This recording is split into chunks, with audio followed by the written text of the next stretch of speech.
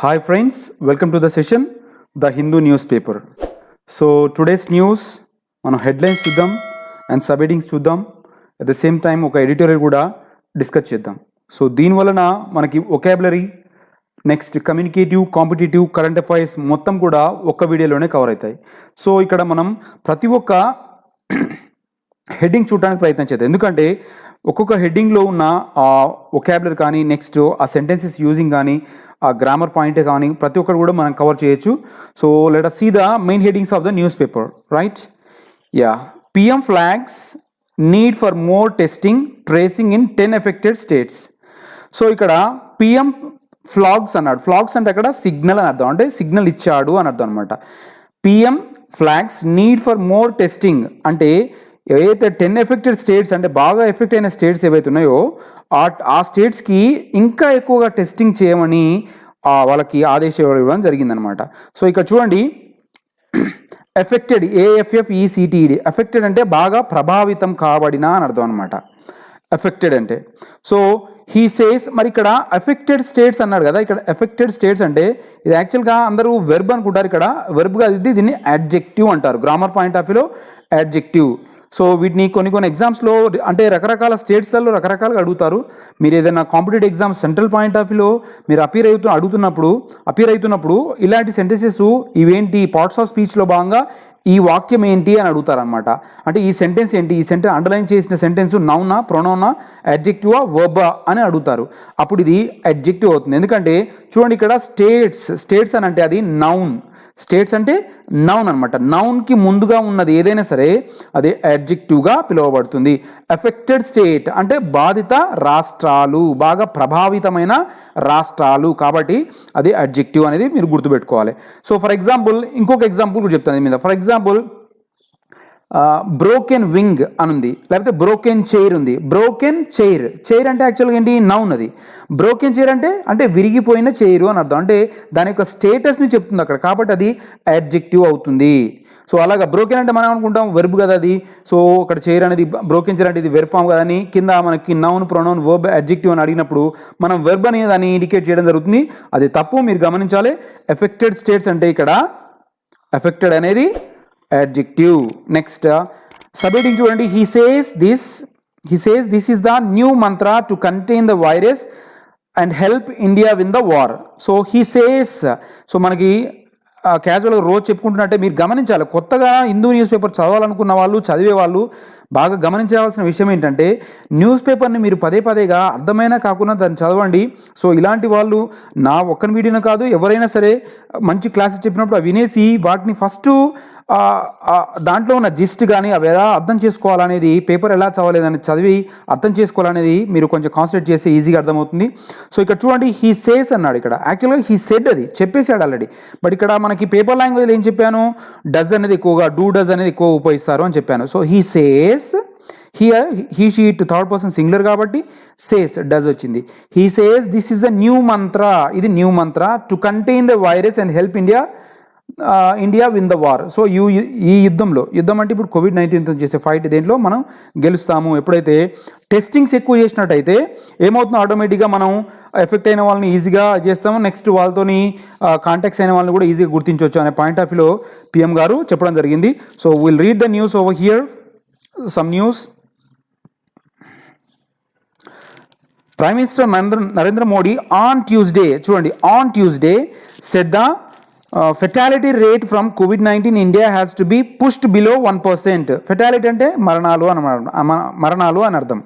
So మరి ఈ రేట్ని 1% కంటే తక్కువగా తగ్గించాలి అని చెప్పడం జరిగింది. మళ్ళీ చదువుతున్నాను. Prime minister Narendra Modi on Tuesday said the fatality rate అంటే మరణాల నమోదు రేటు అనమాట, from COVID-19 in India has to be pushed.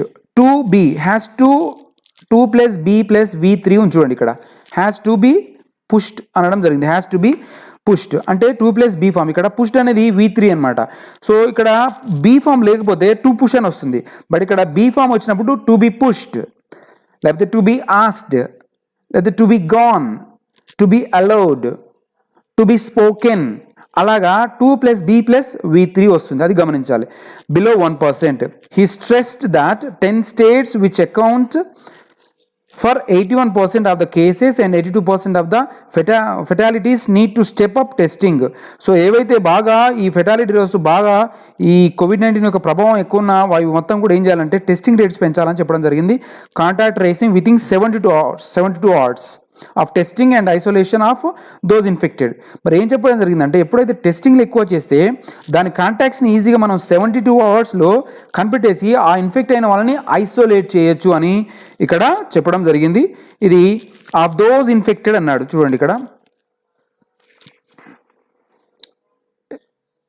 Infected, those infected అంటే ఇక్కడ ఇన్ఫెక్టెడ్ అంటే ఇన్ఫెక్ట్ అయిన వారు అని అర్థం అనమాట.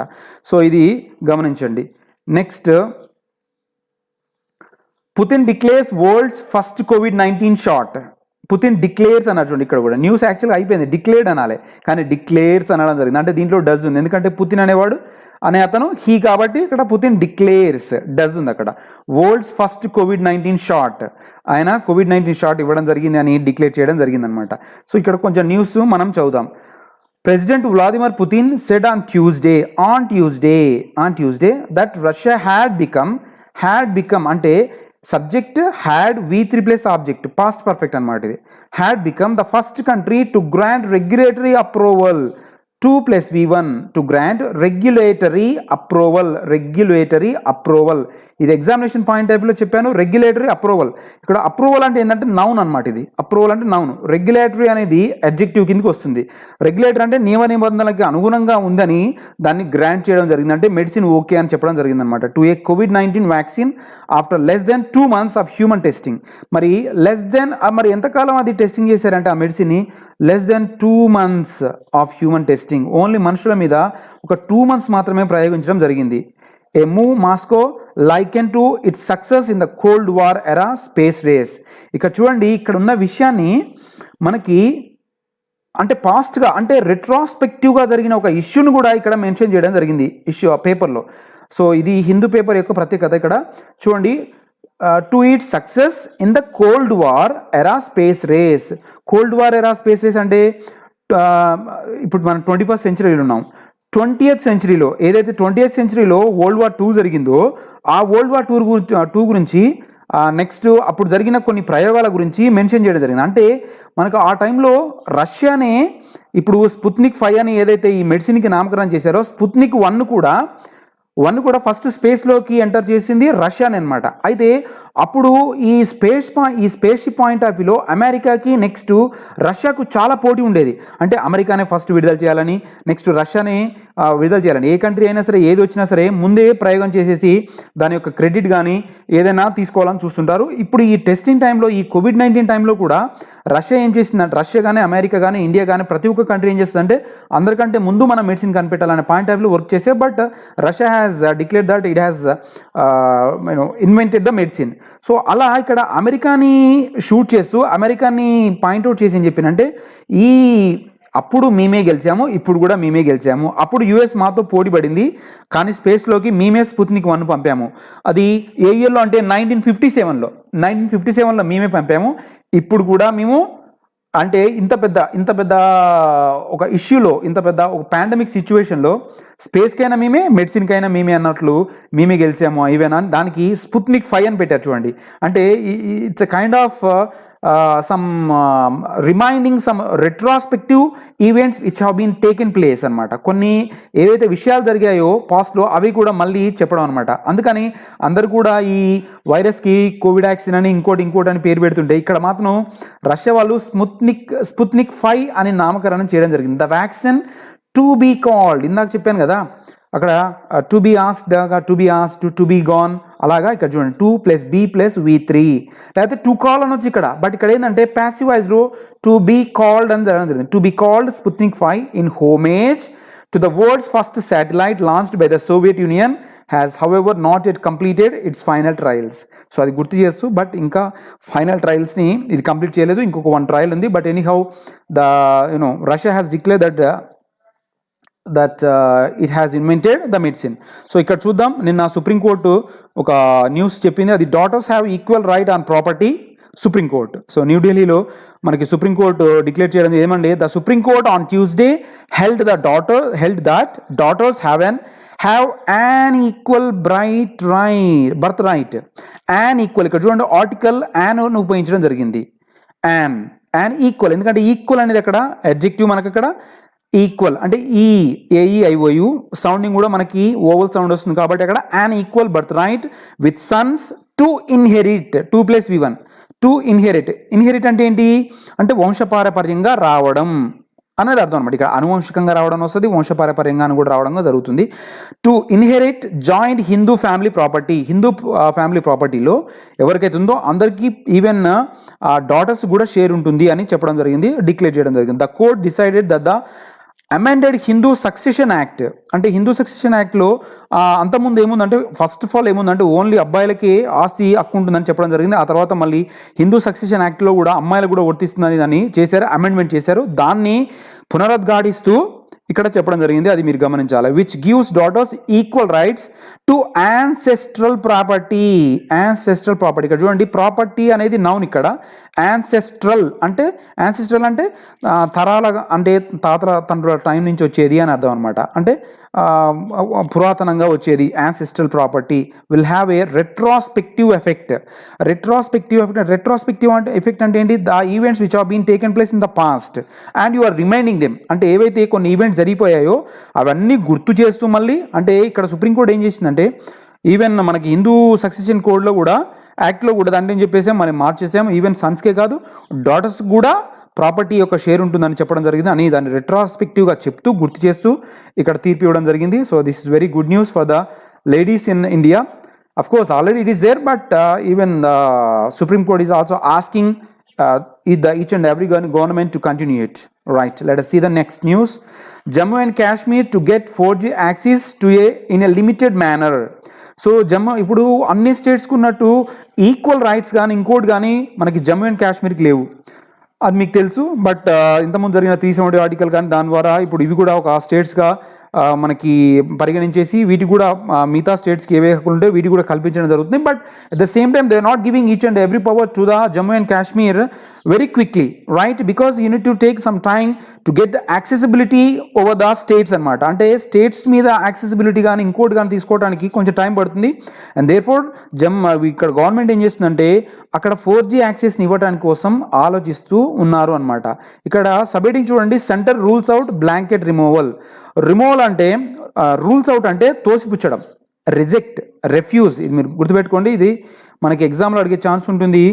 దీన్ని ఏమంటారంటే ఫ్రేజల్ వెబ్ అంటారు. రూల్స్ అవుట్ అంటే తోసిపుచ్చడం, రెఫ్యూజ్, రిజెక్ట్ అని అర్థం అనమాట. సో మొత్తం పవర్ ఇవ్వట్లేదు, ఓన్లీ అక్కడ ఉన్న ఒక 2 డిస్ట్రిక్ట్స్కి I think so attorney general K K Venugopal inform the supreme court on Tuesday that 4G internet access will be open. చూడండి ఇక్కడ 4G internet access will be opened, ఇది సింపుల్ ఫ్యూచర్ ప్యాసివ్ వాయిస్లో ఉంది. Subject will or shall be plus V3 plus object అనమాట. Will be opened up after independence day in 1 district in each of Jammu and Kashmir divisions. Jammu and Kashmir డివిజన్లో ఉన్న ఒక్కొక్క district మాత్రమే independence day తర్వాత power ఇవ్వడం జరుగుతుంది, 4G యాక్టివేట్ చేయడం జరుగుతుందని చెప్పడం జరిగింది. Yes, next news. People's poet Rahat Indori passes away. People's poet అంటే ప్రజల యొక్క కవి అని అర్థం అనమాట. అంటే ప్రజలలో బాగా పేరొందిన వ్యక్తి అని అర్థం అనమాట. ఇక్కడ పీపుల్స్ పోయెట్, ఇక్కడ చూడండి పీపుల్స్ అన్నారు. ఇక్కడ పీపుల్ అంటే ప్రజలు, అపాస్ట్రఫీ ఎస్ అంటే యొక్క అని అర్థం. పీపుల్స్ పోయెట్ అంటే ప్రజల మనిషి అని అర్థం, ప్రజల కవి అని అర్థం అనమాట. రాహత్ ఇందోరి, ఇది మీకు current affairs point of view కూడా ఉపయోగపడుతుంది, అది గమనించాలి. పాసెస్ అవే, యాక్చువల్గా ఇక్కడ చూడండి చనిపోయాడు అనమాట, బట్ ఇక్కడ చూడండి పాస్డ్ అవే అని ఇవ్వలే, passes away. And that's what even each and every whatever it might be Hindu or Deccan Chronicle or some Times of India, whatever it is. So they give the news in the point of view in present simple with the dudes. Even Rahat Indori అనేది ఇందోరి అనేవారు అక్కడ subject he అయితే అక్కడ passes అనేది అక్కడ does ఉంది దాంట్లో. So passes away అంటే చనిపోవడం, ఇది కూడా ఒక ఫ్రేజల్ వెబ్ పాసెస్ అవే అనేది. సో ఇక్కడ చూద్దాం, eminent Urdu poet Rahat Indori. Eminent అంటే ప్రముఖ అని అర్థం, గమనించాలి. ఎమినెంట్ అదొక అడ్జెక్టివ్, దాని యొక్క అర్థం ఏంటంటే ప్రముఖ. ఉర్దూ పోయెట్, ఆయన ఉర్దూ పోయెట్. చిన్న చిన్న విషయాల మీద కూడా current affairs point of view అడుగుతారు, మీరు అది గమనించాలి. ఎందుకంటే కొన్ని చిన్న ఎగ్జామ్స్లో చిన్న లిటిల్ క్వశ్చన్స్ అడుగుతారు అన్నమాట, అడిగి మనం కన్ఫ్యూజ్ చేస్తుంటారు. మనం ఏంటంటే పెద్దగా డిజైన్ చేసుకొని అక్కడికి వెళ్తాం, but at the same time అక్కడికి వెళ్ళి మనం వర్కౌట్ చేయాలనేసరికి చిన్నది ఆయన ఉర్దూ పోయేటా లేదా పర్షియన్ పోయేటా అరబీ పోయేటా అని అడుగుతారు. మనకి మొత్తం కూడా ఈ అరబీ, పర్షియా, ఉర్దూ అనేవి దగ్గర ఉండేసరికి మనం కన్ఫ్యూజ్ అవ్వడం జరుగుతుంది. So Urdu poet Rahat Indori succumbed to COVID-19 related complications. Succumbed to, ఇక్కడ సక్యూమ్డ్ అని ఎప్పుడు వచ్చినా సరే మనం గుర్తుపెట్టుకోండి, మనకి టు అనే ప్రిపోజిషన్తో మనకి ఫాలోఅప్ కావాలి. అది సక్యూమ్డ్ అంటే టు రెసిస్ట్, అంటే he could not resist with COVID-19 related complications అంటే దాని నుంచి వచ్చే ప్రమాదాలు ఏవైతే వాటితో తట్టుకోలేకపోయింది అనమాట. On Tuesday he was an unwavering light అంటే అన్వేవరింగ్ అంటే ఏంటంటే స్థిరంగా లేని అని అర్థం. అన్వేవరింగ్ లైట్ ఇక్కడ గుర్తుపెట్టుకోండి, అన్వేవరింగ్ అంటే adjective, noun, pronoun, verb, adjective అంటే అది అడ్జెక్టివ్. ఎందుకంటే లైట్ అనేది ఇక్కడ మనకి నౌన్కు ముందు ఉన్నది ఏదైనా సరే ఆల్మోస్ట్ అడ్జెక్టివ్ అవుతుంది. అన్వేవరింగ్ లైట్ అంటే అన్స్టాపబుల్ లైట్ అని అర్థం అనమాట. అంటే that means is very active అని అర్థం అనమాట. Who kept the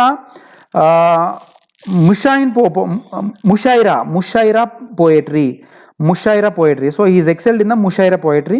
His style is Mushaira. Alive for generations, a fearless voice who showed a mirror to the establishment. Known for his sharp visual imagery, the poet worked as an Urdu professor in Devi Ahilya Boy University. So he is very great poet. It seems I don't want to go very in detail of him. That's enough for that. So next, stick to diet, checkups and away from family. చూడండి ఇక్కడ sub heading చూద్దాం, అప్పుడు మనకి క్లియర్గా అర్థమవుతుంది. Police personnel on first day duty are in rigorous quarantine rigorous means very keen అనమాట. Very అంటే very hard అని అర్థం అనమాట. సో పోలీస్ పర్సన్ అంటే ఆ ఇండిపెండెన్స్ డేలో మనకి అక్కడ మార్చ్ ఫస్ట్ జరుగుతుంది కదా మనకి రెడ్ ఫోర్ట్ దగ్గర, అక్కడ పాల్గొనే ప్రతి ఒక్క పోలీసు కూడా ఆల్రెడీ వాళ్ళని క్వారంటైన్ విధించడం జరిగింది. అంటే those should not be affected with the COVID-19 because you need to take lot of precautionary things since it is the great occasion. మనకి August 15th అనేది ఇండిపెండెన్స్ డే అనేది గ్రేట్ అకేషన్ కాబట్టి దానికి సంబంధించి ప్రతి ఒక్కటి కూడా చాలా కాషన్ తీసుకొని చేయాల్సి ఉంటుంది. And therefore most of the police personnels and police officers they have been quarantine from the homes and therefore they are allowing the strict diet. వాళ్ళు మంచి డైట్ ఇస్తున్నారు. చెకప్స్ కూడా పోలీస్ ప్రతి ఒక్కరు కూడా చెకప్స్, అది COVID-19 ఉన్నా లేకున్నా వాళ్ళకి చెకప్స్ చేస్తున్నారు.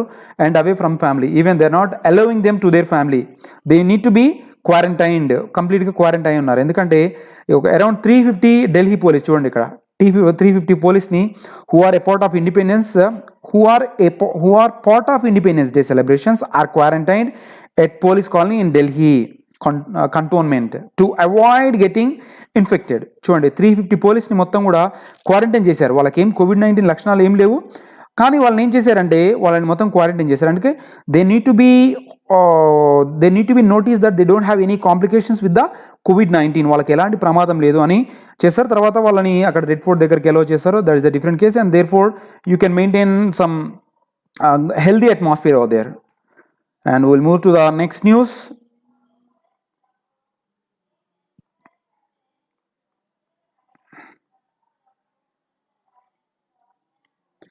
Yeah, Rajasthan lessons. We'll see the editorial, a part of editorial over here. Rajasthan lessons మీకు తెలుసు, రాజస్థాన్లో పొలిటికల్ డ్రామా నడుస్తుంది, పొలిటికల్ సినారియో నడుస్తుంది, ఒక ఇంపార్టెంట్ ఇష్యూ నడుస్తుంది అక్కడ. But if the ట్రూస్ in the Congress is to endure both factions must mend there ways. So ఇక్కడ ట్రూస్ అంటే ఏంటి, ఇక్కడ మనకు ఆల్రెడీ చెప్పాను, అంటే two parties having a lot of quarrel but coming together to pacify the situation. ఒక సిచ్యువేషన్ని పాసిఫై చేయడం కోసం, సైలెంట్ చేయడం కోసం రెండు కలిసి రావడం. అంటే ఒక వ్యక్తి జోక్యం చేసుకొని, Rahul Gandhi AICC former president, ఆయన జోక్యం చేసుకొని ఈ రెండు పార్టీ అంటే అక్కడ ఉన్న అశోక్ గెహ్లాట్ యొక్క పార్టీ వ్యక్తులు కానీ, నెక్స్ట్ ఇటు ఉన్న సచిన్ పైలట్ యొక్క వ్యక్తులు కానీ, వీళ్ళంతా కూడా ఒక దగ్గరకు వచ్చేసేసి so they are trying to solve the situation అనమాట. సో అలా చేస్తే ఏమవుతుందంటే their Congress to endure 2+V1 to endure means can be lasted. అది ఒకవేళ ఇలా మంచిగా ఎప్పుడైతే ఒక డిప్లొమాటిక్ ఇష్యూ, ఒక పొలిటికల్ గుడ్ ఎన్వైర్న్మెంట్ ఉంటే ఏమైందంటే that can be endured for a long time. అది కొన్ని రోజుల పాటు చాలా మనుగడ సాగిస్తుందని చెప్తుంది. Both factions must mend their ways. అంటే ఈ రెండు కూడా, అంటే అశోక్ గెహ్లాట్ కానీ, నెక్స్ట్ సచిన్ పైలట్కి సంబంధించిన ఇద్దరు వ్యక్తులకు సంబంధించిన వ్యక్తులు కానీ, ఈ రెండు ఉన్న వీళ్ళైతే ఎవరైతే మంచిగా కలిసిపోతారో అప్పుడు దే కెన్ డూ మిరాకిల్స్ అని చెప్పడం జరుగుతుంది. The crisis in the Congress in Rajasthan that nearly brought down the government led by Chief Minister Ashok Gehlot has blown over. Yes, the crisis అంటే ఏంటి ఇక్కడ? కష్టకాలం, కష్టం అని అర్థం అనమాట. Situation, critical situation. The crisis in the Congress in Rajasthan that nearly broad down the government. So ఎక్కడ దాకా వెళ్ళిందంటే అశోక్ గెహ్లాట్, అక్కడ చీఫ్ మినిస్టర్ అశోక్ గెహ్లాట్, అది గుర్తించాలి. అక్కడ ఉన్నది కాంగ్రెస్ గవర్నమెంట్. కాబట్టి అశోక్ గెహ్లాట్కి అక్కడ ఉన్న సచిన్ పైలట్కి పడక, గవర్నమెంట్లో ఉన్న సేమ్ పార్టీలో ఉన్న ఇద్దరు వ్యక్తులకు పడకుండా చివరికి ఆ గవర్నమెంట్ కూడా డిమాలిష్ అయిపోయే పరిస్థితి వచ్చింది, మొత్తం కూడా నాశనం అయిపోయే పరిస్థితి వచ్చింది. బట్ ఆల్మోస్ట్ అయిపోయే టైంలో even former AICC president Rahul Gandhi కానీ, నెక్స్ట్ సోనియా గాంధీ కానీ, ఇంకా ప్రముఖులు కూడా దాంట్లో జోక్యం చేసుకొని దాన్ని పాసిఫై చేయడం జరిగింది. The group led by Sachin Pilot has reiterated చూడండి, సచిన్ పైలట్ హ్యాస్ రీటరేటెడ్ అంటే పునరుద్ఘాటించడం, అంటే మళ్ళీ చెప్పడం అనమాట, నొక్కి ఒక్కానించడం. Subject have V3+ object present perfect. Its loyalty, ఇక్కడ చూడండి ఇట్స్ లాయలిటీ అన్నాడు. ఇక్కడ మళ్ళీ చెప్తున్న సెంటెన్స్ గమనించండి, ఇది మనకి స్పాటింగ్ ఎర్రర్స్లో అడగడం జరుగుతుంది. The group led by Sachin Pilot has reiterated his loyalty అనొచ్చు. హిజ్ లాయాలిటీ కాదు, అక్కడ మనకి ఎగ్జామ్లో ఎలా అడుగుతారంటే హిజ్ లాయాలిటీ అంటాడు, ఇక్కడ హిజ్ కాదు. ఎందుకంటే ఇక్కడ ఏం మెన్షన్ చేయడం జరిగింది, ద గ్రూప్ అని మెన్షన్ చేయడం జరిగింది. ద గ్రూప్ అంటే ఇట్ అని అర్థం, కాబట్టి ఇక్కడ ఇట్స్ అని వచ్చింది. The group led by Sachin Pilot has reiterated its loyalty, అంటే ఆ గ్రూప్ మొత్తం కూడా మేము లాయల్గానే ఉన్నాము, కాంగ్రెస్ పార్టీకి లాయల్గానే ఉన్నాము, అనుగుణంగానే ఉన్నాము, మేము బద్దులమై ఉన్నాము, పార్టీకి మేము నిజాయితీగా ఉన్నాము అని. లాయలిటీ అంటే నిజాయితీ, బద్దులై ఉండడం అని అర్థం. To the party though the stand of cost him the post of deputy chief minister and state party chief. అయితే మరి ఈ అక్కడ స్టాండ్ ఆఫ్ అంటే ప్రతిష్టంభన. అక్కడ ప్రతిష్టంభన ఏంటంటే అక్కడ వ్యక్తులకంటే మన సచిన్ పైలట్కి అక్కడ డిప్యూటీ చీఫ్ మినిస్టర్ చేయాలన్నా లేకపోతే పార్టీ చీఫ్కి ఇవ్వాలా అనేది దాని మీద ప్రతిష్టంభన ఉంది. కానీ ఉన్నా సరే వాళ్ళు ఏం చేశారంటే we are very loyal to the party, we love the party, we respect the party అని అక్కడ చెప్పడం జరిగింది. అది మీరు గమనించాలి. Next, the truth is an outcome of the realisation on both sides that their positions have become self destructive and unsustainable. The truth is an outcome of the realisation. So ఎప్పుడైతే ఈ truths అంటే ఈ రెండు groups మధ్య జరిగిన war ఏదైతుందో దాన్ని pacify అయిపోయినప్పుడు వాళ్ళకి అర్థమైపోయింది అనమాట.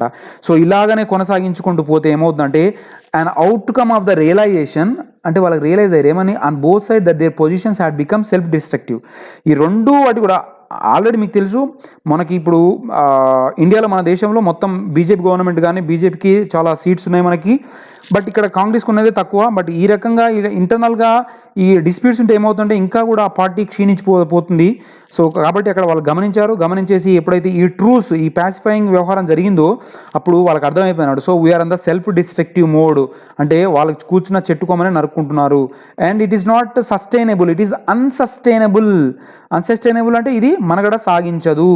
సో ఇలా మాలో మేము కొట్టుకుంటే ఇది మనగడ సాగించదు. దాని మీద గవర్నరు రావడం జరుగుతుంది. గవర్నర్ వచ్చేసి మళ్ళీ గవర్నర్ ఆధిపత్యం, గవర్నర్ రూలింగ్కి వస్తుంది. ఆ తర్వాత గవర్నమెంట్, సో చాలా ప్రాబ్లమ్స్ వస్తాయి అన్నమాట, కాంప్లికేషన్స్ వస్తాయి. మీకు తెలుసు ఆల్రెడీ పాలిటిక్స్ పాయింట్ ఆఫ్ వ్యూలో that is the different case. Mister Gehlot face the risk of losing the government. చివరికి ఎక్కడ దాకా వెళ్ళిందంటే అశోక్ గెహ్లాట్ గవర్నమెంట్ కూడా లాస్ అయ్యే పాయింట్ ఆఫ్ వ్యూ దగ్గరికి వెళ్ళిపోయింది. అంతా డిస్ప్యూట్ జరిగిందనమాట. While mister pilot started at the unnerving prospect of a life outside the Congress. So అది అన్నర్వింగ్ అంటే ఏంటంటే disrespect, disgrace.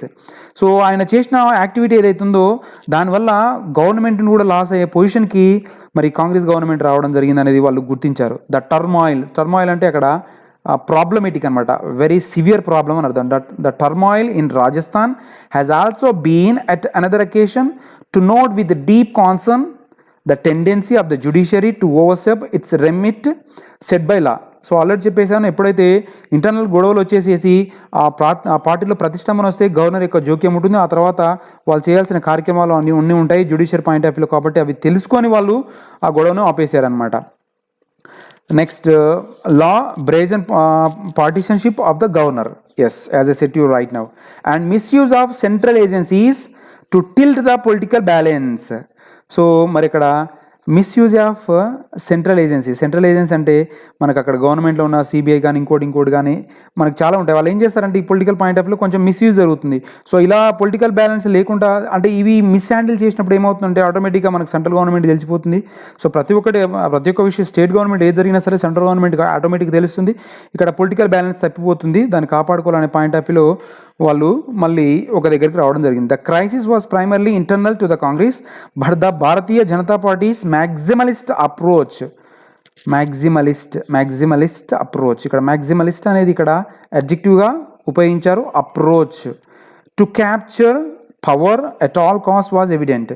So as usually ఎక్కడైనా సరే, ఏ స్టేట్లో అయినా సరే, ఏ గవర్నమెంట్ అయినా సరే, ఒక పార్టీ యొక్క స్టాండ్ తప్పిపోతుంది రూలింగ్ పార్టీలో ఉన్నప్పుడు అనుకున్నప్పుడు అక్కడ అపోజిషన్ పార్టీ వాళ్ళు ఖచ్చితంగా ఆడ పవర్ గెయిన్ అవుతారు. ఇక్కడ అదే జరిగింది. But at the same time they came to know that there mistakes. The Congress government has come to know the mistakes what they have done and they come together. That is a different case. The unseemly power unstruggle had derailed governance in the state in the midst of pandemic. So ఈ pandemic టైంలో డిరైల్డ్ governance, ఇక్కడ డిరైల్డ్ governance అన్నారు చూడండి. డిరైల్డ్ అంటే ఇక్కడ adjective. డిరైల్డ్ governance అంటే పట్టాలు తప్పిన గవర్నమెంట్ అనమాట. In the state mids of pandemic, ఈ పాండమిక్ టైంలో చాలా గొడవ జరిగిందని చెప్తున్నారు ఇక్కడ. Now that A settlement has been reached. Settlement అయిపోయింది. The center and the state, the Bharatiya Janata Party and all sections within the ruling party must come together to combat the pandemic. So whoever they are in the state, it might be any of the states, the governments, whether it is the opposition party or the ruling party, they should come together and fight the pandemic. This is a very critical situation where we need to take a lot of decisions with the help of all the parties, and this is what is said over here, and this is enough for today's class. Thank you so much. Have a good day.